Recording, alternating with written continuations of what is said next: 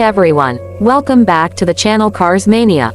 Today, we're diving into one of the most exciting electric cars of 2025, the all-new Renault 5 and its sportier sibling, the Alpine A290. These cars bring back retro styling with a modern electric twist, and trust me, they're more than just nostalgic eye candy. Let's break down everything: design, interior, performance, and pricing, to see if Renault has truly revived an icon. Before watching the video, kindly like and subscribe channel by hitting the bell icon. First, let's talk about the design. Renault has done an amazing job at reimagining the classic Renault 5 from the 70s while giving it a fresh, futuristic appeal. Up front, you've got these sharp LED headlights with pixel-style daytime running lights that add a modern flair. The front grille is minimalistic, as expected for an EV, and you'll notice a subtle, 5-feet emblem embedded into the lighting signature. The sculpted hood and boxy shape pay homage to the original but with a more aerodynamic approach. Moving to the side, Renault keeps things clean with flush door handles and a set of stylish aero wheels that vary between 16 and 18 inches, depending on the trim. The blacked-out pillars give it that floating roof effect, and the short wheelbase keeps it looking compact and city-friendly. Around the back, you get these vertically stacked taillights, another nod to the old-school Renault 5, but now with a modern LED twist. It's a car that turns heads whether you're into retro design or not. Now, if you want something sportier, Renault's performance brand Alpine has given us the A290. This one takes the same base but amps up the aggression. You'll immediately notice wider fenders, a sportier front bumper, larger wheels, and a rear spoiler to improve aerodynamics.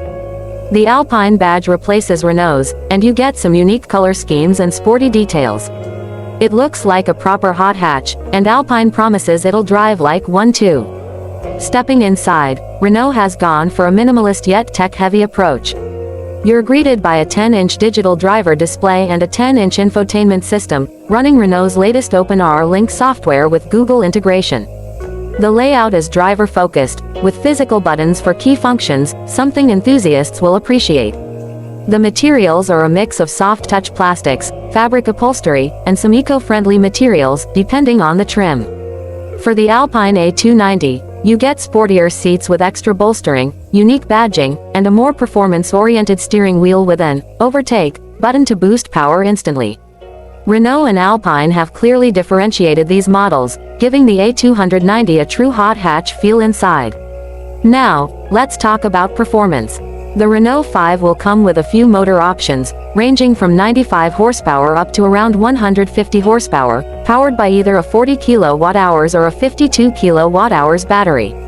The larger battery version is expected to offer around 400 kilometers (250 miles) of range, which is pretty solid for a city EV.